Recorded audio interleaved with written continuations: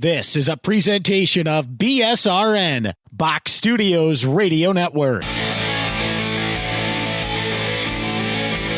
The Power Play Post Show is on the air, covering minor league hockey since 2003, and now covering the Binghamton Black Bears with news, reactions, and in-depth interviews only heard here. And now from the Box Studios in Kirkwood, New York, here is your host of the Power Play Post Show, Bob Howard.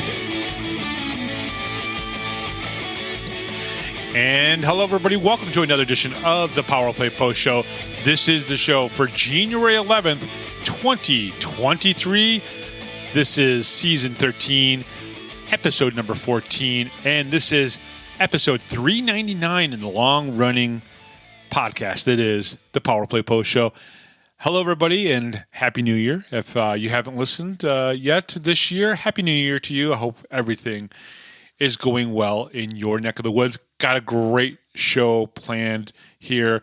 Two great guests coming on to talk professional hockey, talk about the Black Bears, and even talk about the FPHL. So really excited. We'll get right into it because I've got a lot to talk about, and I've got two guests. So the Power Play Post Show is on Spotify, Apple Podcasts, Google Podcasts, Amazon Music, and iHeartRadio. Just search Power Play Post Show on whichever platform you listen to your podcast and subscribe.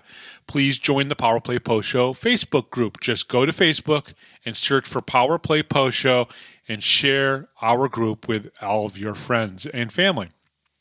Check out binghamtonhockey.net for all your Binghamton hockey information and curiosity. And this week on the Power Play Post Show, Binghamton Black Bears defenseman Dakota Bohn and a special appearance by the Fed League Flashes, Gary Ryan. Now, I've said this multiple times, and it still stands true today. I have talked to now, I think, 7 players on the team for the Binghamton Black Bears, and these guys are just outstanding people. And Coach Sherwood has really put together some really, really pretty cool guys. They're articulate, they're smart, they're just really well put together guys. And so I'm excited for you guys to hear that interview. We will start off with our discussion with Gary Ryan first because the FPHL came up with some new rules, and we'll talk about those here at the end of my segment leading into my conversation with Gary and everything. So let's get to it first. Let's get right to the meat and the potatoes of this, which is last weekend's game against the Motor City Rockers, a win, an 8-1 victory over the Motor City Rockers. I don't think anybody thought that this was going to be the score at the end of the night. Did a lot of people think that the Binghamton Black Bears were going to win? Absolutely, without a doubt. Did we think that Motor City was going to come in, and they have a great team? They were missing their goaltender, Trevor Babin, who was on a 3-game suspension. That was the second game of a 3-game suspension. He's got one more game he has to sit out, which will be, I believe they're in Wytheville to play against the Blue Ridge Bobcats this Friday and Saturday, so he'll sit out that Friday game. But we still expected a little bit more, I think, than what we got from the Motor City Rockers. With Connor Smith in the penalty box for hooking early in the first period, led to a very quick power play goal for Josh Colton, giving the Motor City Rockers a 1-0 lead. It happened really, really quick, and I was like, oh, here we go. This is what's going on, right? The Black Bears were, missing 2 players, Matthew Boulard and, of course, Justin Samaro were called up to the SPHL, and within a couple minutes, already Motor City was on the board. But that seemed to be it after that for Motor City. Just less than a minute later, Nikita Avakshin scored his 15th of the season for the Black Bears, tying the game at 1. Jake Schultz got his first of the season as he walked into the zone with no one around him, and he takes a shot beating Ricardo Gonzalez to take a 2-1 lead. The Black Bears finished the first period with 22 shots on goal to the Rockers' 9 shots on goal and had the 2-1 lead. Tyson Kirkby and Gavin Yates were moving north to south, passing east to west, saw Yates pass to Kirkby with his shot moving it past Gonzalez to make it a 3-1 game for the Black Bears, and they just kept going from there. The Black Bears took a 3-goal lead after Andrew Logar's power play goal at the 14:08 mark of the second period as George Holt was tagged for a tripping call. Connor Smith got on the score sheet with 2 minutes left in the period to make this game 5-1. So basically at the end of the second period, it was already 5-1. And I think because of what happened against Danbury, I think there were still a few people that said, well, you know what? Motor City could come back. They're a good team.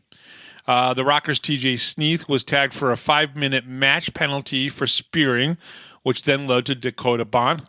You might hear from him a little bit later on, scoring the Black Bears' 6th goal of the game just 13 seconds into the until the end of the period.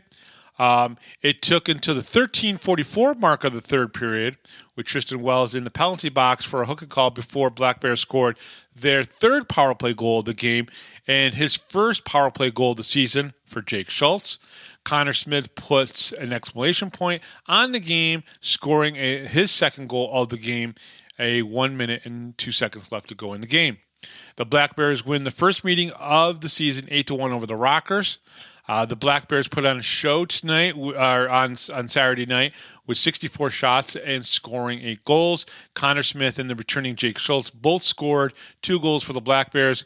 Connor McAnanama only gave up 1 goal, and let's be honest, the Black Bears spent so much time in front of Gonzalez, he didn't have to be the animal tonight, right?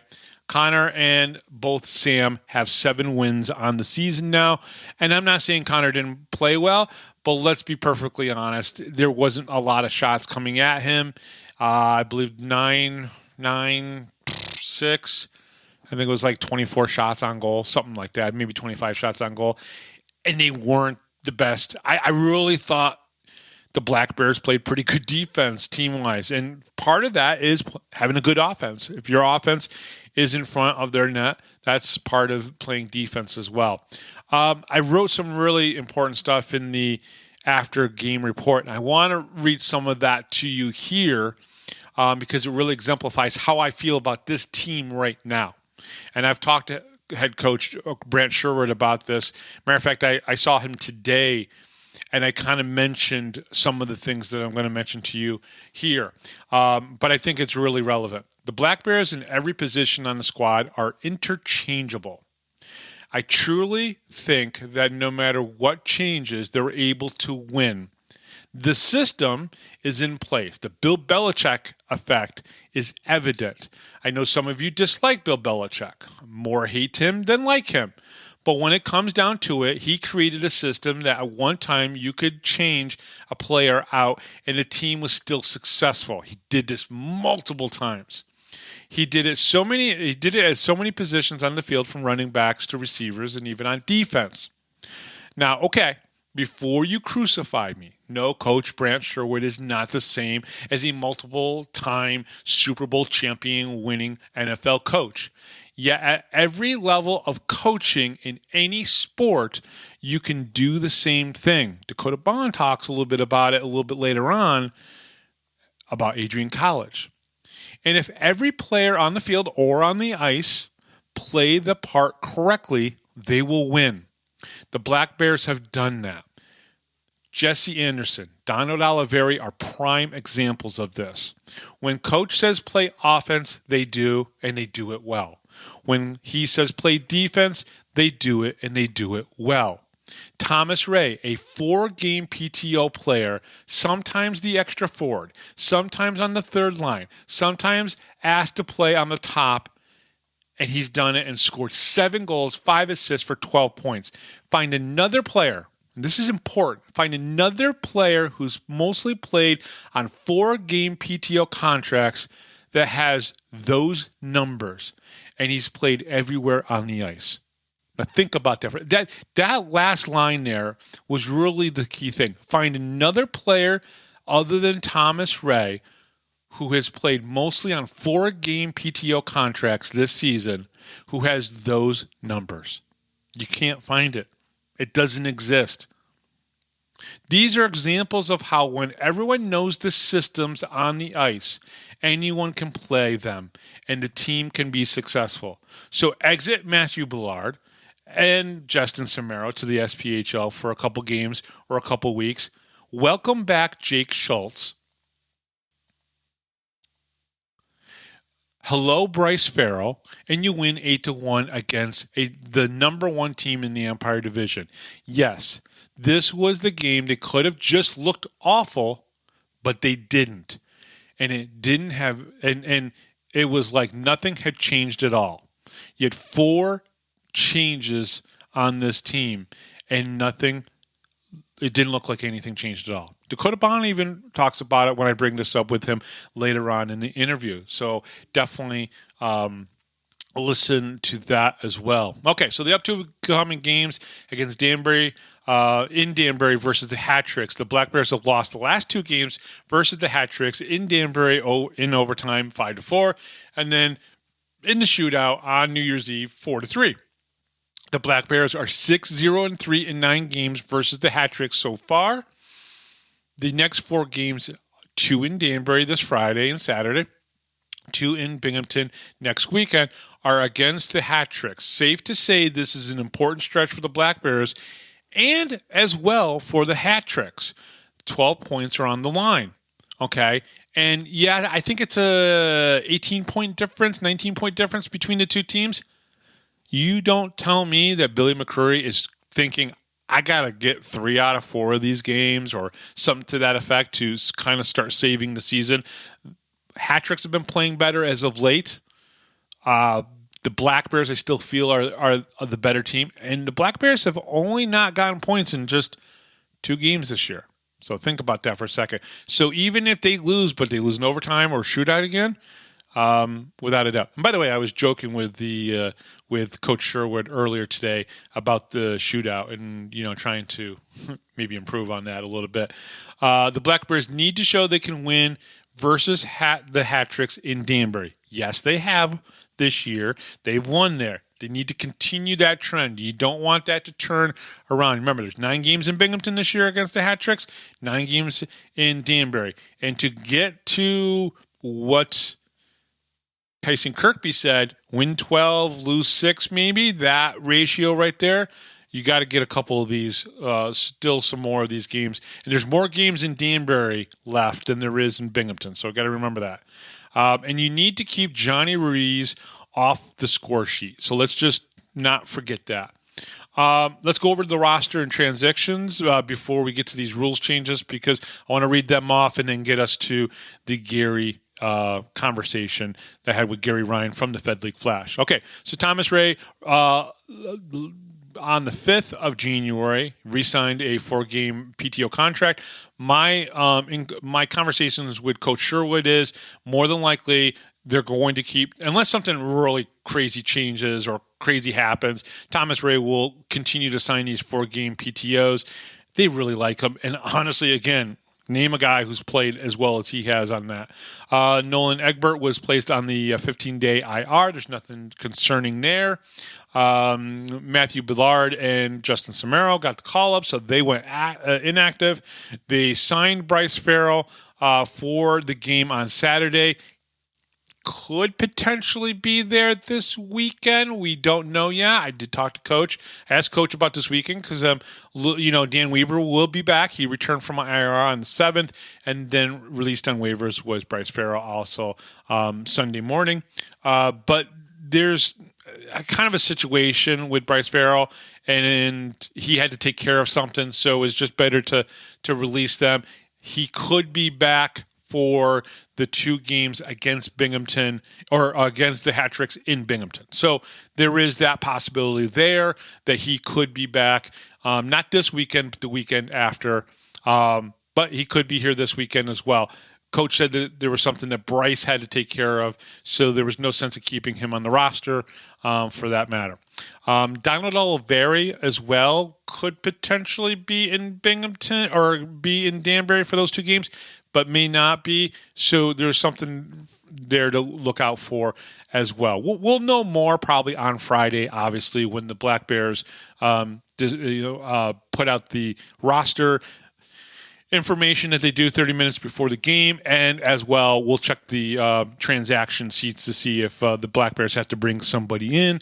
I can tell you right now from my conversations with Coach Sherwood, he's always looking, he's always talking to players, and there's always a possibility that somebody could come in to fill in if need be. But if Oliveri is there, they more than likely are not going to need him. Okay, so the new rules announced by the league.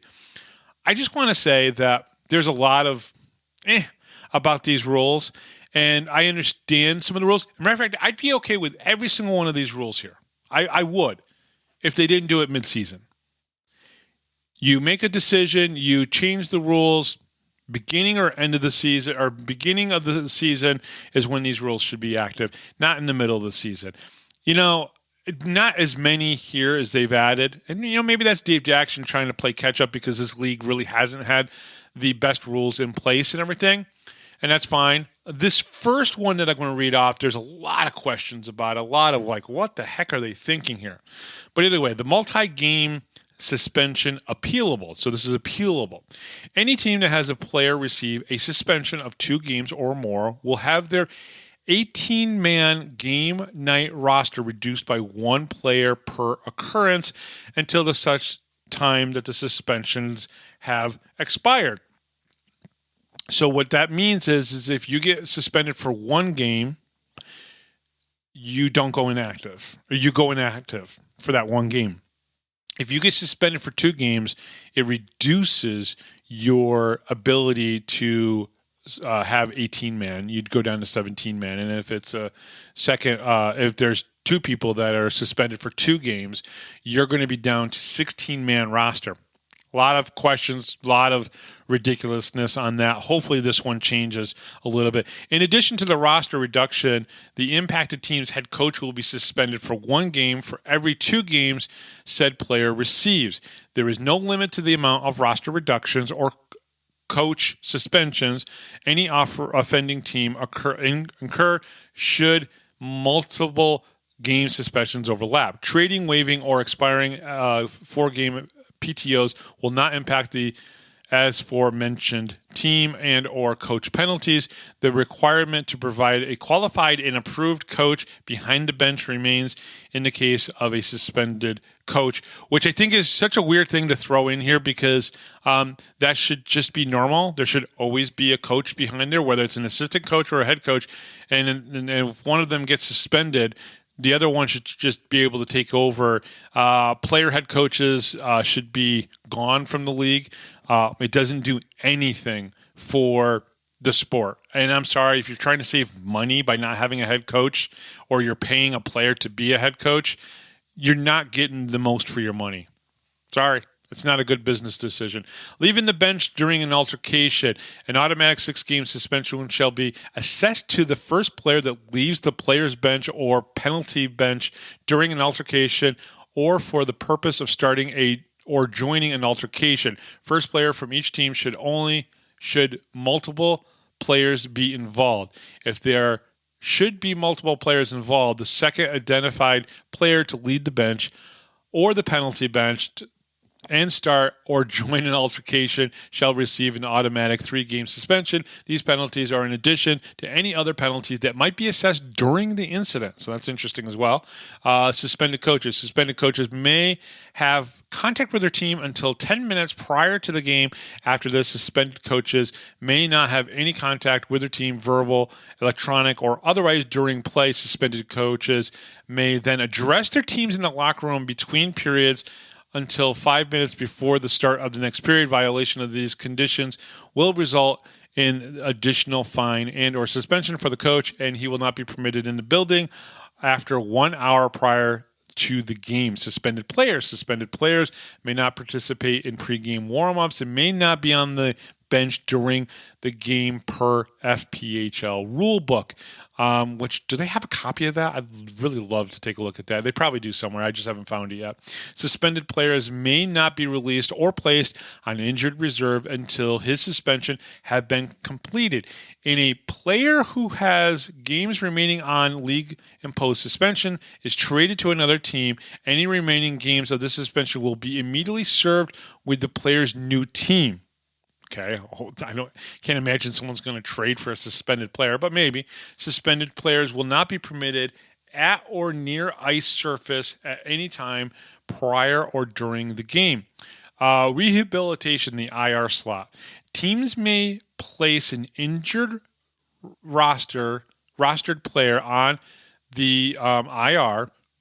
IR carries a minimum of 15 days and a maximum of 30 days, whereupon impacted players must be immediately placed back on the roster, removed from the roster via waive or trade, or returned to the IR slot if unable to play where the approval by the league office, provided documentation is salary cap applicable and limited to one per team per any game.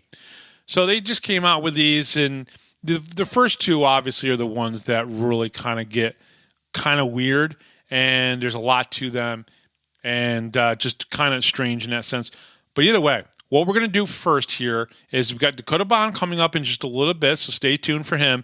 But I wanted to bring Gary Ryan from the Fed League Flash on to talk about these rules changes just a little bit. So what I'm going to do is I'm going to take a break. We're going to come back with Gary Ryan from the Fed League Flash. We'll talk about him, and then we'll go from there to the Dakota Bohn interview. So coming up next here on the Power Play Post Show, he does the Fed League Flash podcast pretty much every single day. He's doing some sort of podcast, YouTube, or Facebook Live type of thing. He is Gary Ryan, and we'll be right back right after this, right here on the Power Play Post Show. Hi, this is Don Biggs from the 92-93 Binghamton Rangers. Hi, this is Brenden Stanko. This is Grady Wittenberg, the voice of the Binghamton Senators, and you're listening to the Power Play Post Show.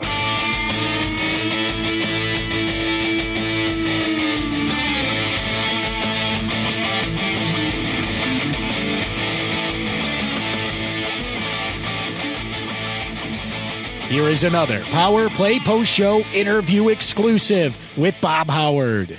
And welcome back, everybody, to the Power Play Post Show. As I just mentioned in my main segment of the show, I wanted to bring Gary Ryan back from the Fed League Flash to talk a little bit about the new rules that have come out that I just laid out for everybody here on the Power Play Post Show. Gary, welcome back to the show. Thank you very much for coming on, especially on short notice, to talk about the rules changes that the Fed just came out with.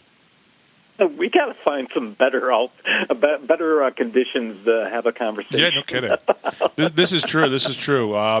But, let's talk about the first one here, this first rule change about multiple game suspensions, which apparently is appealable, which is interesting. But apparently if any team member that has a player receive a suspension of 2 games or more will have the 18-man game night roster reduced by 1 player per occurrence.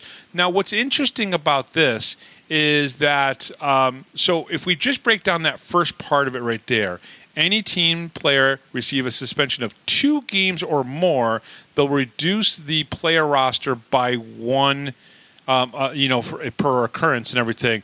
Give me your thoughts on this. So basically, and this is how I read this, if you only get 1 game suspension, it's okay. You're going to go inactive. But if you have 2 or more games, you will not go inactive, and you will lose that roster spot. That's how I am understanding it. But again, the wording and the verbiage that's used as this was written was just kind of poor. Mm-hmm. It's really not clear. I interpret it the same way, but who knows? They've got all these rule changes going on the fly. Maybe it'll be something different next week. Yeah, no, it's interesting, right? Because so if you get a 1-game suspension, that guy will go inactive, and you'll be able to play somebody else in his position. If not, it'll go away. It's very confusing. Yeah. There's a lot of stuff in this first paragraph. There's a lot of meat in here that we have to dissect. In addition to the roster reduction, the impacted team's head coach will be suspended for 1 game for every 2 games that said player receives. So, for instance, we'll talk about Daniel Amesbury for a second. He got 18 games, and with that being said, his 18 games would mean a reduction in, first of all, for 18 games, a a player roster, which is just insane right there alone, right? But then Billy McCreary would also get 9 games of a suspension as well. This is how you read that as well, right? Yeah, exactly. And I think that's just ludicrous. If this was specifically applicable to the coach, sending a player off the bench, sure, or something like that, okay, then it makes sense to me in that scenario. But for a scenario in which a coach, just watches something happen and he's sitting there going, "Oh man, I can't believe he just did that." Well, now I'm sitting for X amount of games. That's just ludicrous. Yeah, it makes it, to me, that just absolutely makes no sense. And of course, I'm not advocating that Billy McCreary should be out for 9 games or anything like that. And of course, this is only starting January 4th and on, so to speak. Right. But what's interesting about this is that you're basically taking away the coach from being behind the bench, which I think adds to something that could potentially happen that the coach might have stopped. So, and for instance, and this is my example here, right? So you take Coach Sherwood away. We'll talk about the Binghamton Black for a second. You take him off the bench for 4 games because X player gets 8 games, and so now coach is off for 4 games. You have Tom Reynolds that's there. I don't think Tom travels with the team all that much and everything. So maybe you throw Tyson Kirkby back there. Does Tyson Kirkby have the same ability to hold a player back from doing something stupid that maybe Coach Sherwood would be able to? There is a respect that you have sometimes for your coach that you may not have the complete amount of respect for another player or for a different coach and everything. I think this is a bad idea to take the coaches off the bench. Exactly, especially when talking about the Black Bears. The biggest hallmark of the team this year is this is a team that Brant worked very, very hard to assemble and put together. He knew exactly what he wanted, who he wanted, and he plugged in everybody into the different positions, and it all fits. But, I mean, he put in, who knows how many hours and days and weeks into that, and now basically that's stripped away. If Brant's not on the board, okay, or on the bench, okay, great. Tyson can kind of motivate the guys and stuff like that, but it's not Tyson's team. It's Brant's team. Yeah, exactly. It's just a weird thing. Now, the other part of this, again, there's a lot of meat and potatoes in this first paragraph here. There is no limit to the amount of roster reductions or coach suspensions any offending team incur should multiple game suspensions overlap. So what's interesting about this is, say you had 3 Watertown Wolves, because we just had this recently where 3 Watertown Wolves, 2 of them had 2 game suspensions, right? So 2 of them had 2 game suspensions. That would mean that at least those 2 roster spots would be taken away for those 2 games if this occurred during this new rule change and everything, which means that instead of 18 players that they could dress, they would be dressing 16 players for at least those 2 games. That's just insane to me. Right, and then this is not, this is where it no longer is a matter of player safety because, okay, let's just, take it at its base here. Mm-hmm.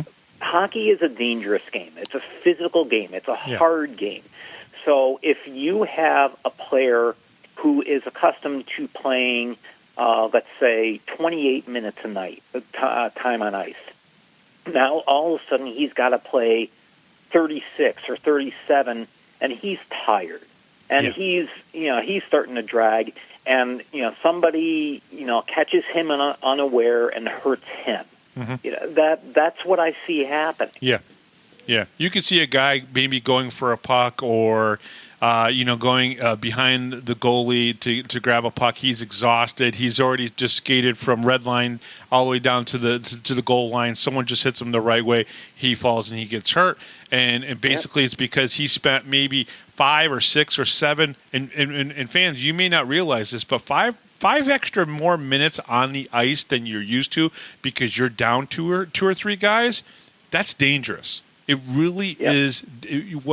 Yes, there are players in the NHL that will play 40 minutes sometimes, right? And it's ridiculous. You see they're on ice time and you're like going, holy crap, how is this guy playing 27 minutes or 30 minutes on the ice and everything? Yet, in the minor leagues, when you're only playing 40 games, 50 games, maybe 60 games, it's a lot different. They can't play those many minutes. That's why the reduction of the roster and how many you dress anyways is just crazy as it is. And now you're going to reduce that even more. Exactly. So let me ask you this question, because this is the question I had that I don't think anybody's talking about. I personally think they're putting the onus now on the GMs and the coaches to reel back these players, to get these players to stop doing some of the insane, crazy stuff, the high hits, the hits to the heads, the coming off the bench when they shouldn't, which I realize might be a coach pushing them and tapping on the shoulder to do that. But do you think that they're trying to put the onus now on the coaches and the GMs to talk to their players and say, guys, we can't do this no more? So instead of putting the onus on the players with suspensions, they're trying to do the same thing on the coaches with suspensions. Well, yeah, exactly. I think so. And the biggest danger that creates is if the coach is like, look, guys, we can't do this, we can't do this, we can't do this. And the players alter the way that they are playing. At the very least, they're not playing as effective of a game. They're not playing their game the way that they have always played the game. And second of all, you open things up to a lot of bad things coming on the ice because everybody's second guessing themselves. And if you're playing 100% and full tilt, the chances are less that you're going to end up either getting hurt or hurting somebody else than if you're playing at 75% and, well, I'm not really sure. I don't know what to do here. And, there's some miscommunication on the ice. So something happens where players end up getting in a collision or because, I didn't know where I was supposed to be at, or I wasn't sure if I was supposed to go into the corner or if I was supposed to lay back and be the F3. It's terrible. It's going to cause more problems than it solves. I think so too. I totally agree, and I hope they revisit this very quickly and realize, and again, I've had my problems with Dave Jackson, the way he words certain suspensions. I'm glad we're getting the explanations. I don't like the wording sometimes when it seems like he's getting personal and telling us his personal feelings about a situation. But I do like the fact that he's explaining things, right? So it's a double-edged sword there. I like some of it. I don't like the other part of it. But because I respect him, I realize he has had a long career doing what he's done in the past and everything, and I know he knows the game. So it's one of those interesting things where it's kind of like I don't want to totally kill him, but I'm hoping that clearer minds in a couple weeks or a few weeks, or maybe we have one team that is shorthanded and they go, no, this was not a good idea. We need to revisit this. Leaving the bench during an altercation. We've now kind of seen this happen once and almost happen a second time. Well, the first time we almost saw it happen, that was Watertown and Binghamton when Verbeek had some of his players actually on the ice, but then everything got controlled and contained. There were fines levied against Verbeek and, of course, Coach Sherwood. But then it's happened since then where it actually has happened, and now they've come up with a rule on it. This one I do like just straight off the board. Yeah, I do too. I think first this is the clearest wording of the whole thing that came out. This was worded very clearly. But yeah, the coach definitely here does have responsibility, especially when you are sending players out. And unfortunately, it's just not Verbeek. Quite honestly. this all boils down to two coaches. It's Joe Pace, Jr./Senior, Yep. and Brian Verbeek. And two coaches ended up, kind of making a mess for everybody else. This part of the game needs to be eliminated, and so I like the approach that was taken with this. Yeah, I totally agree and everything. So it's kind of weird. We have two rules changes. One has some confusion and some uncertainty in it, and I understand where I think I know where they're coming from. And then the other one is just well written, and I like it. An automatic 6-game suspension. It just makes sense. Now, the reason why I think it's very important for people to understand why we're having this conversation here on the Power Play Post Show and everything is because one of the crazy things about this is, like, from what I'm hearing from people, within the league, and I think you are as well, and everything. This is kind of crazy because I think so far this has been the best FPHL season that they've had in a long time. First of all, attendance is going to be higher than it's ever been. And we have teams, other than Whitfield, that's at 5 wins right now. I don't know if they're going to get to 10 by the end of the season, but I think every other team in this league is going to be at 10 wins or higher, and that's the first time this has ever happened. Yeah, the quality of play is definitely better just overall. Yeah. And we see that because we see so many players getting called up to the ECHL and the SPHL like never before. Other leagues see, hey, there's some good things going on here. The parity is good. Obviously, attendance is up. There's some really great things happening in the league. And unfortunately, it just sometimes gets sidetracked by, let's make some rule changes in mid-season. Yeah, and I think the point that we're both trying to make here is if you want to make rule changes and you want to change, a team from, which everybody screamed, Motor City and Port Huron would better be served playing in the Empire Division and play against those teams a little bit more than maybe going to Baton Rouge or Mississippi or whatever it might be, right? Don't do those things mid-season. Don't do them at the 3 weeks into the season. Do them at the end of the season, midsummer, where you can have a conference call amongst all the Board of Governors and discuss it, vote on it, compromise, all those type of things. Doing it in the middle of the season just seems very wonky. Yeah, and what you just alluded to, too, that was the other important thing. The thing that I do not like about these rule changes is they were basically the decision of 4 people. Yeah. The Board of Governors had no say in it. They were told about after it. The fact. Yes. Yeah. So it's well, here you go. And something of this importance, when you have major rule changes, the governors need to be involved. Yeah. No, I agree with you 100%. Gary, can you please tell everybody how to listen to the Fed League Flash? All right. 3 platforms. We got Facebook. I keep, as much as possible, I keep everything up to date on transactions. And like today, I do videos live. Yep. I also have Spotify. That's the Fed League Flash on Spotify platform there. And then also on YouTube, I'm at youtube.com /at FPHL Flash. Yep, absolutely. Gary, thank you very much for coming on. Again, we both of us agree that the attendance is going up, the parity, the play is better than it's ever been in this league. It's just a little bit of this craziness that sometimes we got to talk about, which is unfortunate.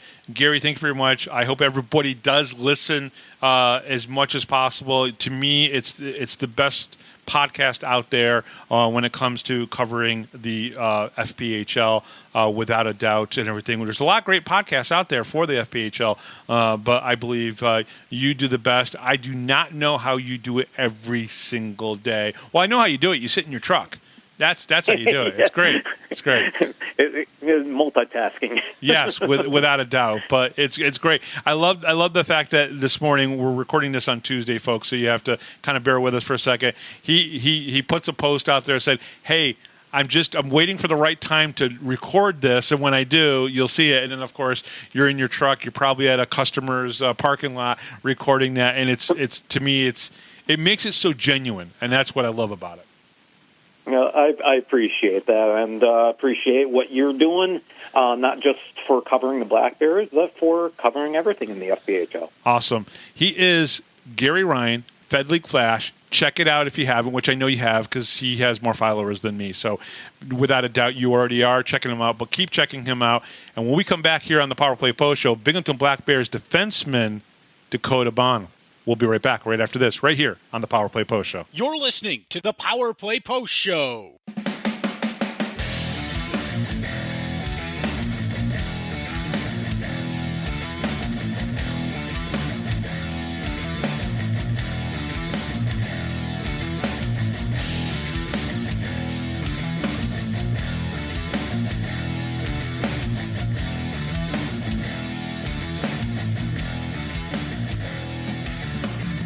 Here is another Power Play Post Show interview exclusive with Bob Howard.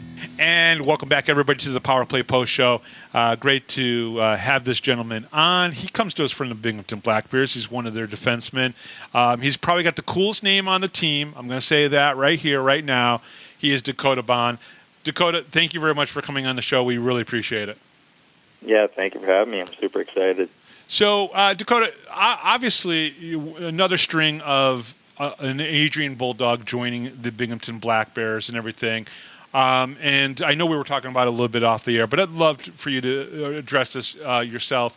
An easier transition having guys here that you played with in college and everything. It makes it a little bit easier to transition a little bit from the college game to the program, knowing that you got guys here that you've eaten dinners with and lunches with, and you've maybe hung out with and stuff like that. Talk a little bit about that transition, because I know you played 4 games with Roanoke and then came down here to Binghamton and everything, or came up to Binghamton, depending on how you look at geography these days, and you got to see some familiar faces. That helps a lot, right? Yeah, the transition coming here from Roanoke was super easy. Having guys I played with before, Brenden Stanko, Dan Stone, Connor Smith, it just made it super easy and smooth. Like, I played with those guys, for Dan Stone a couple of years, Connor for 4 years, and Stanko as well for 4. So it just made it super, super easy. Like, I know kind of their tendencies, and playing with Dan Stone, as my D partner is super easy because he's more of a relaxed player. I can rely on him and everything. And I know that if I'm going to give him the puck, he's going to do something good with it instead of kind of just throw it away. And, Connor Smith, he's a goal scorer, and he's probably one of the most skilled guys that I know, which is super nice to have on my team. So there's always that confidence back there that, I have guys on my team who can play real hockey, which is very nice and makes it easier on me. Absolutely. Now, you grew up in Saginaw, Michigan. Talk about what sports is like for a youth athlete. I'm going to guess there's football, baseball, hockey. There's so much to choose from. Even basketball is huge in Michigan and everything, especially on the college level as well and everything. Talk about what youth sports is like for a youngster, like yourself. What did you play? Did you play anything else other than hockey as well? Yeah, growing up, sports is basically the only thing I did. I played basically any sport you can think of. I played hockey, traveling. I played a little bit of basketball. When I was younger in school. Soccer was a big one. I was kind of forced to play because trying to keep my endurance up and everything. And then, baseball was another massive one. No football or just not too much basketball. But, yeah, I tried to play like the more skilled sports. Didn't really want to hurt myself too much in football, which was pretty nice. Now, you said you played travel hockey, as a youngster and everything. Was it because your school didn't have a hockey team? How did that work? How does that work in Michigan? Because here in obviously New York, there's a lot of different levels, and you could play travel, you could play for a school. What's it like in Saginaw? Yeah, so we had a high school hockey team, which was a mix of 3 high school teams put together. And I always thought that wasn't really the route for me. Like, I didn't want to play high school and just do it for the fans. I wanted to get scouted and kind of travel all over. We went to Indiana and Ohio and just other states, which is super nice. Kind of get that exposure, play against some of the top kids in the country, and which made it super nice because you know what kind of competition you're going against, and just like that higher level of play. What would you say? I mean, because Minnesota and Michigan, I'd say Massachusetts, even a good portion of New York, there's a lot of very good youth hockey out there. But talk a little bit about Michigan and how it's kind of structured, because, again, you play travel, so you went to different states and saw different things, and you wanted to get scouted and everything. But there are many different layers of hockey in Michigan, correct? Yeah, there's it's hard to count how many there are. Just growing up through the process, you got your Adams, your Pee Wee, your Mini Mites, everything like that. So you can start traveling, as little as probably like 12, 13 years old. And we have in Michigan some of the top teams in the nation. They're very, very hard teams to get on. They're very skilled players. The kids are from all over the world. Like you got your Honey Bake, your Little Caesars, your CompuWare. So it's pretty tough. So I decided when I was in my teens, I'd go and play junior 30 minutes north of my hometown, which kind of got me a lot of experience when I was younger, being 15 years old, playing against grown men, 21, 22-year-olds at the time, which I felt helped me phenomenally, like just playing against the older style guys, and, they're trying to hate you as hard as they can. You're just 15 years old skating around the ice. So I kind of had to adapt and kind of learn to be more of a skilled player. And being big myself, I could take a hit, but I didn't normally choose to get hit by these big men. Absolutely. Now, when you went to go play for Chatham and, in the Greater Ontario Hockey Junior League, can you talk a little bit about what it was like to play in that league specifically? Yeah, that was a great time, great league, a lot of skilled hockey. Playing in Chatham was very nice. We were treated very well. The fans were fantastic. We played a lot of good teams around us as well in our horseshoe conference, we called it. It was like a more skilled league. My first year, I got to wear a visor. There was a lot of fighting, and then my next couple of years, we had to wear cages because some kid got his teeth knocked out to a puck.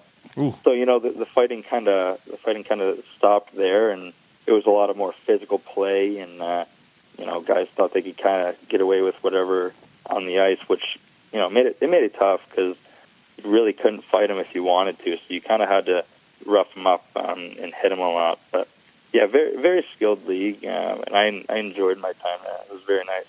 What did you learn about yourself as a player when you went to that? Because I would imagine when you're playing for Chatham for those 3 years, you're away from home at that point, right? Yeah, that was my first time away from home, actually. So it was completely different. I lived with the Billet family. They treated me nice, and yeah, it was just completely different. Like just not being at home. I didn't have to go to school or anything like that. So it was mainly just hockey. It was just working out, staying in shape, and playing hockey and traveling. Which it was a good time in my life. I learned I was more of like I would say a skill guy. I think like more of a power play guy. That's kind of where I embraced my role, and I think that's where things started for me.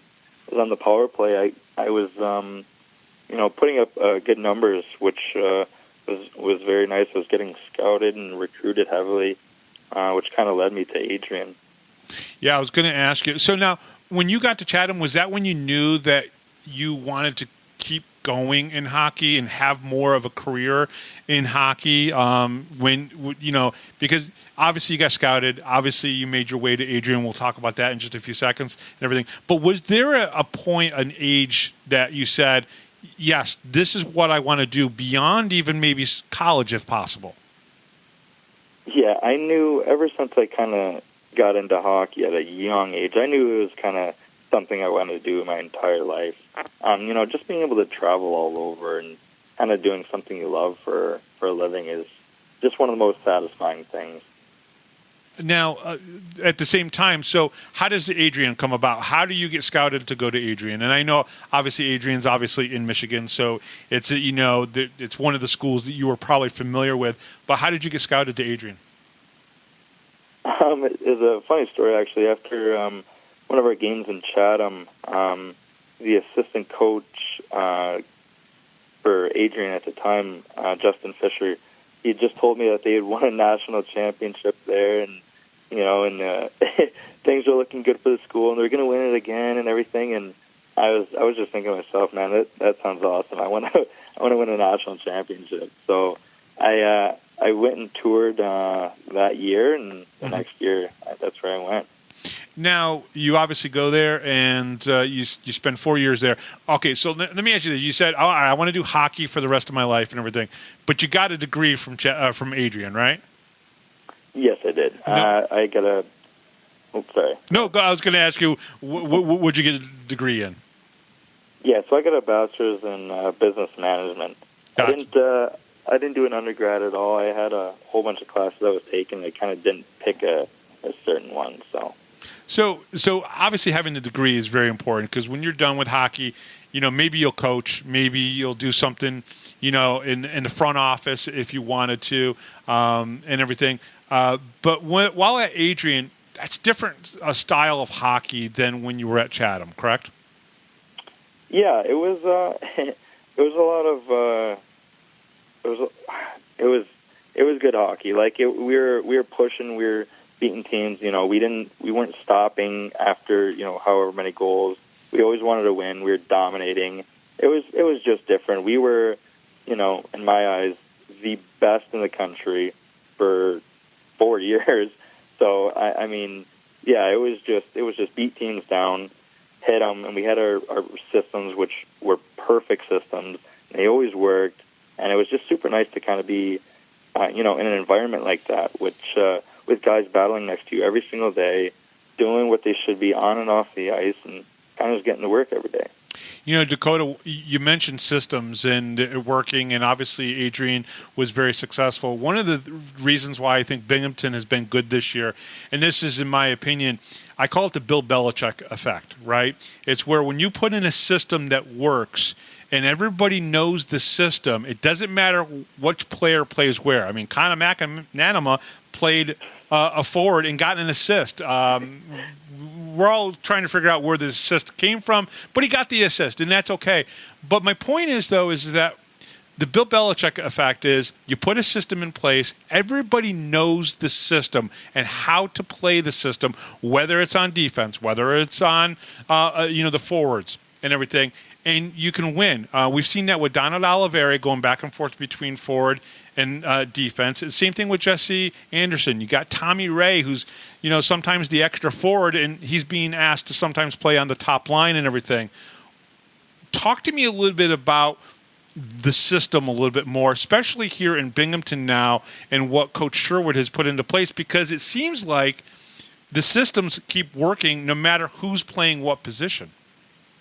Yeah, no, it does not matter. Our team is very versatile. You can kind of put anyone wherever you want, 13 forward, doesn't matter, first line, we will get the job done. Like, that's, at the end of the day, that's what we're looking to do, right? You can put anyone on the power play, anyone on the PK, we roll lines, right? Like, it's just super effective that we have all this group of guys that will, do what it takes to win games and, to eat pucks and everything. And Tyson Kirky, being a captain, he's one of the best captains I've had. He does all the little things that matter, which makes everyone else want to do the exact same thing. It just makes it super nice. Our system's working. We're scoring goals on the power play. We're, we're penalty killing. We're doing all the things that matter. So all we have to do right now is just keep up the hard work. One of the things that I have brought up in talking about, the games after the games and everything, especially the next day, is that secondary scoring. It really just feels like that when you look at, Binghamton's top scorers right now, which is Tyson Kirkby, Nikita Ivashkin, Connor Smith, right? Those three guys and when Brenden was here, oh my gosh, he was on fire, which is the reason why he got the call-up and everything. But then you look at the rest of the roster, and it's like, you got yourself at 7 goals. You have like 5 or 6 other guys at 7 and 8 goals on this team. The secondary scoring is so spread out that right now every single player on the team has a goal. How important is that for a team to be successful, to have that scoring spread out so well from the fourth leading scorer all the way down to the last leading scorer? Yeah, no, it's huge. It's huge to kind of share the workload, right? We don't want just 1 or 2 guys, getting our goals, because that kind of makes them, targets to other teams. Mm-hmm. So it is super helpful and super nice that we have guys who can score, whenever. Saw him a couple of weeks ago, tied the game up in Danbury, which is huge, right? Like yeah. we just need players like that who are all around good players and can shoot the puck and score. Like, that's what it takes to be on a winning team. Everyone kind of has to contribute and do their part. How did it feel to get that first goal of the season when you did? Your first professional goal? It was fantastic. Words are hard to explain how awesome it felt. It was truly one of a kind experience, especially being in Binghamton. The fans are great. Everyone's awesome. Teammates are just firing you up. Like, you're just super excited. So, yeah, it was probably one of the best feelings I've had. Now, it was against the River Sharks here in Binghamton on December 1st. Do you remember the play? Do you remember the shot? I kind of do. I mean, yeah, I came in on what it was a 5-on-3, correct? Coming in, and I just ripped it. I didn't expect it to go in. I was kind of shooting for a rebound and see if one of our guys could kind of bang away at it. But yeah, I saw it go in, and I did the little waddle. I was my girlfriend wanted me to do that, so That's I did funny. it for her. That's funny. So let me ask you a question. As a defenseman, when you're going and taking a shot, whether it's from the blue line or you're trying to pinch and come in and to help out the forwards and everything, how difficult is it to make the decision to take the shot or pass it over to somebody else? Is there more to it than just, okay, there's Tyson, I need to get it over to him, or how do you make that decision? Yeah, so a lot of times I'm reading off the goalie. I know that if I pass to anyone on the team, they'll most likely bury. So I'm not worried about that. It's more of if I think I can beat the goalie, like how far I can walk in, and then it's kind of like a last second decision. If I can get the goalie to bite and pass it over for an empty net, I'll do that 100 out of 100 times. But if I fully believe that I can put the team up and get one on the board, then I'll shoot it. I'll shoot the score all day long. Yeah, you've had 2 multi-goal games so far this year. I got to imagine you're pretty happy about how the last 3 or 4 weeks have gone. Oh yeah, I'm more than happy with how I've been playing so far. And let's see here. You did have the one game. Now this was against the Watertown Wolves, where I believe Dakota. I'm trying to remember. This was the crazy game against Watertown, where Verbeek, their head coach, might have been trying to send out his players, and that got stopped and everything. When a game kind of gets out of control like that, and I would put the onus, 90% of the issue was really on Watertown. Tate Leeson was kind of running around doing whatever he was doing. Trevor Lord was having issues and everything. How do you guys kind of stay mentally in check during games like that? Because, I mean, I know you had 12 penalty minutes, and that's not normal for you in that particular game alone. So talk a little bit about the mindset going into the second and the third period when you know that Watertown is kind of losing their marbles a little bit. Yeah, in between periods, we kind of just talk and say we got to keep our heads. Nothing stupid. Like, want all of our guys to be playing. We don't want to have to be killing and on half the game, which makes it just hard for both teams. Like it kind of tires our guys out because we have our PK guys and they get gassed, and then we don't have guys getting on the ice, which just is all around not good for us. But yeah, we just have to keep our heads composure, and that game particularly was not my best, but Leeson was kind of getting under my skin, and I didn't do too much, I don't think, to get that penalty, but I guess the ref decided that to give it to both of you. Both going. Yeah. Was it something that Leeson was saying? Was it something that you said back to him? Why do you think that there was that animosity, not just between the two of you? And I don't think you have animosity really against most of your opponents yet this year. I mean, you're only a couple months into your pro career and everything. But what do you think it was? Was it more about they just couldn't keep up with the Black Bears, and sometimes that's how teams react to that? Yeah, a lot of the times that's what it comes down to is the other teams really can't keep up with us with their speed or physicality and everything like that. So they're just trying to get under our skin, take us to the box and kind of doing whatever they can to get us off our game, which I can respect that.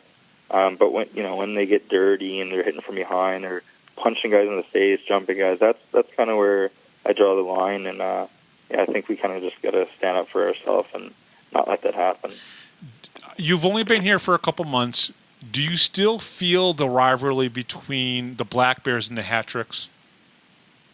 It's funny. The first game I played against them, all the guys were riled up, and me being my first game against them, I kind of didn't see what they saw. But after the first couple of shifts, I understood exactly what they were kind of saying and feeling. So yeah, I feel it. It's every game against them is a grudge match, and they don't hold back, and neither do we. And I think it makes for a good hockey. So it's nice. That first game you were talking about, 6-2 win, you had 3 assists and were the second star that night. So you obviously got right into playing well against the Hat Tricks, because you guys have had some really good success this season against the Hat Tricks, and now you have to kind of follow that up with 4 games against them, 2 in Danbury this weekend, and then of course 2 back in Binghamton. You guys have been successful in Danbury this year. Why do you think that is? Yeah, I think some of our guys feed off the crowd, which is super nice. Like their crowd just tries to get in our heads and everything, and our guys kind of go out there and show them that they can kind of just sit down and watch us dominate. Which I just feel like our guys love the wildness kind of that occurs at that rink. It's fun playing there too. Like everyone's kind of chirping you, and maybe the refs aren't the best, but that really doesn't matter. We kind of play through anything. Talk a little bit about the decor for a second. I know it's kind of changed around a little bit. Sometimes Donald Oliveri is on the decor. Sometimes Jesse Anderson is. And now Jake Schultz has kind of returned from the team after being up in the ECHL and everything. What would you say? If someone said to you, describe what the defense is like for the Binghamton Black Bears, how would you answer that? If I had one word, I would say dominant. We got some big guys on the back end, a lot of skilled guys. We can play the body, we can play the puck. Anyone can do anything back there. It's super nice to know that once you get off the ice, these other guys are going to go and do exactly what you want them to do, and kind of get the pucks out, make the simple plays, easy passes. The first pass out of the zone, very crucial. Just doing the right things, and we got some great leaders back there. We got Wally back there who's been around and he knows what he's talking about. So I always listen to him when I can. Jake coming back, it's huge for us. Just a big body, 4 points his first game, which fantastic. Like just kind of great all around, which is very very helpful for the team. who's the guy on the team? Who's the guy on the team that you've gone to, asked for advice, talked to because they've been in this league for a while? Is there a particular guy that you've gone to? You just mentioned J.G. Walters. Was it him because obviously the commonality of playing on defense, or is there somebody else on the team that you've kind of been able to go to and get advice or information from? Yeah, I talked to Wally a lot, but I also talked to Tyson Kirk. He's probably one of the guys I go to the most.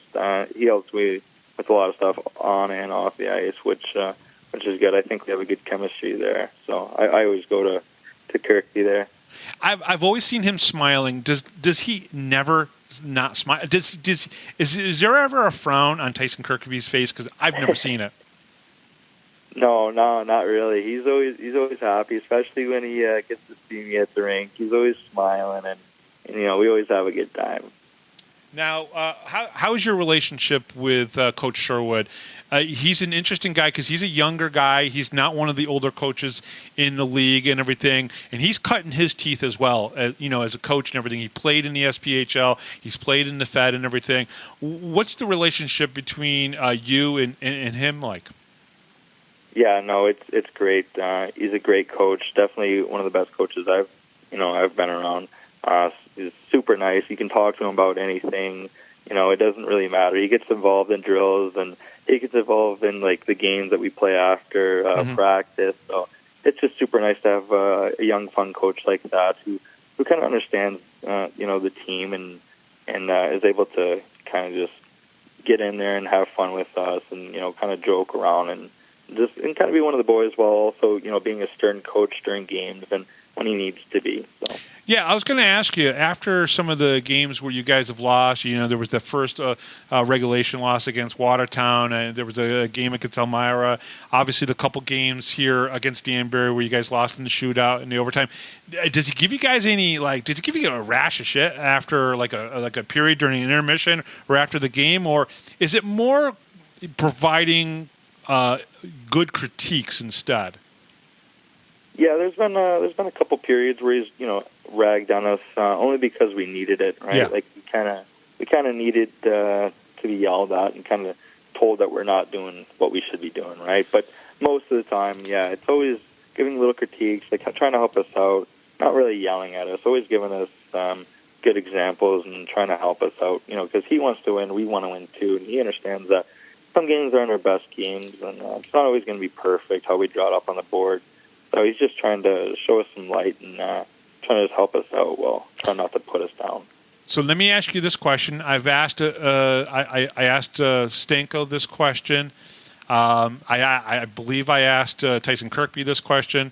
So I want to get your opinion on it. At the beginning of the season, we had 4 Adrian Bulldogs, and we have a lot of SUNY-AC guys that play on this team. If we took right now you, Dan Stone, and Connor Smith and pitted you guys up against 3 of the SUNY-AC guys through, Sam on one end, Connor on the other end as a goaltender, and did some 3-on-3, who's winning that? Is it going to be the SUNY-AC guys, or is it going to be the Adrian Bulldog guys? I feel like that's a loaded question, but I think the Adrian boys would prevail on that one. Now, I got to ask why. Why do you think that? No, listen, I'm not trying to pit anything against you guys. You guys are awesome. Every single one of you players have been great, especially here on the show and everything. But why do you think the Adrian guys could hold their own against the SUNY-AC guys? Yeah, we're just a bunch of young, tough guys who know how to play hockey. That's all. No, but like a lot of the Adrian guys, they got chances to go to D3 offer. They got the D3 offers and everything. You can go play anywhere. But we all chose to kind of go to Adrian because it was a nice place to play at. We wanted to win that national championship, have that chance. For a couple of us, it was close to home, which just made it a lot easier. I didn't want to travel, to Buffalo and be 8 hours away from home or whatever it was. So I chose the couple hour trip to Adrian, which was nice for me. I think it was the best fit for me. So one of the guys on the team, because obviously you have the Adrian guys who, winning a championship in college is important because you guys have done something that a lot of people don't get to do and everything, right? Gavin Yates, I believe, won a championship, I think, in the past as well. How driven are you guys to kind of complete this story? You're about halfway through right now. At the end of this weekend, half of the games would be played. How important is it for you guys to kind of finish the story and bring home a title? Yeah, that's our goal right now. And for me personally, that's my biggest goal. I want to help the team as much as I can. I just want to win a championship. Like, that's all I ever kind of think about. I try to work as hard as I can. I try to battle everyone in practice as much as I can, because in the end, you know, I might seem like a hard, annoying teammate on the ice, but I think they understand that it's for the best, and I want them to get better as well as myself. Awesome. Dakota, thank you very much for coming out. We truly appreciate it, and good luck the rest of the season. I know I spoke to you for a few minutes during one of the jersey auctions. I was standing next to Egbert, who scared the crap out of me. A big goalie should not be able to sneak up on somebody like he did, but he did, and I think you came over when I was talking to I'm not really sure which guy, but you came over, and they said, "Hey, this is Bob. He's the one that does all the podcasts and everything, talking about the team and everything." But it was good to see you, and I hope to see you in person again soon and everything. But good luck with the rest of the season, and thank you very much for coming on. Thank you. Awesome. And we'll be right back right after this, right here on the Power Play Post Show.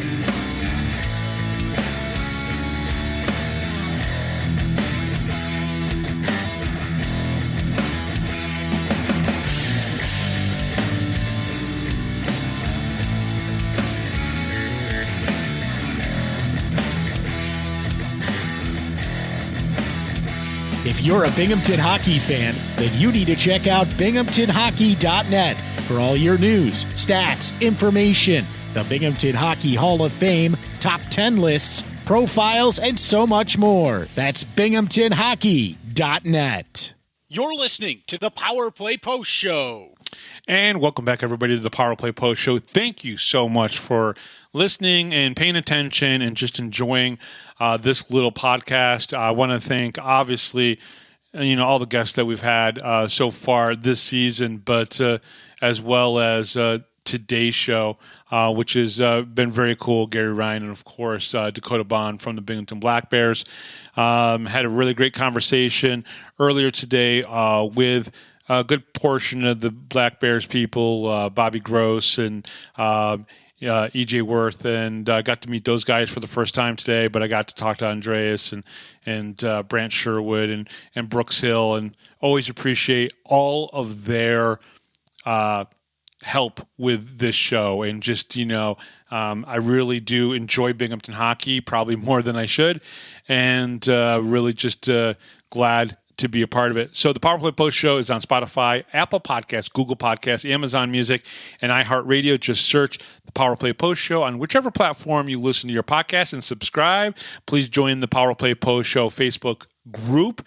Just go to Facebook, search Power Play Post Show, and after you join, share it with all your friends and family. Check out binghamtonhockey.net for all your Binghamton hockey information and curiosity.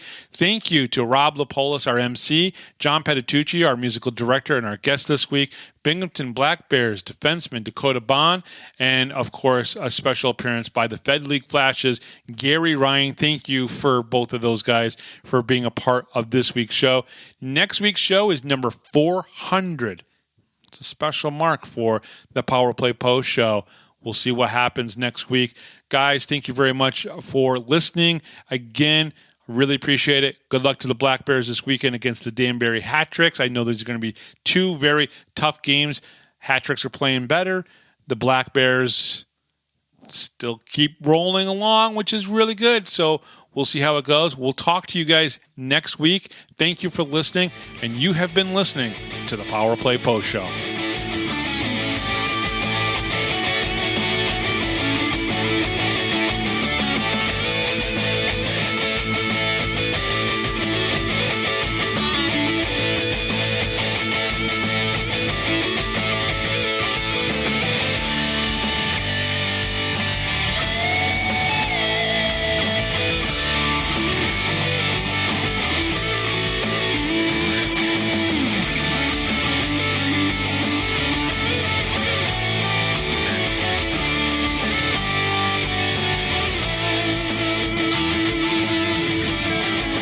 Thanks for listening to this edition of the Power Play Post Show.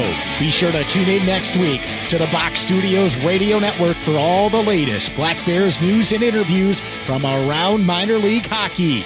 The Power Play Post Show would like to thank John Patitucci for all the music you hear on the show. You've been listening to the Power Play Post Show.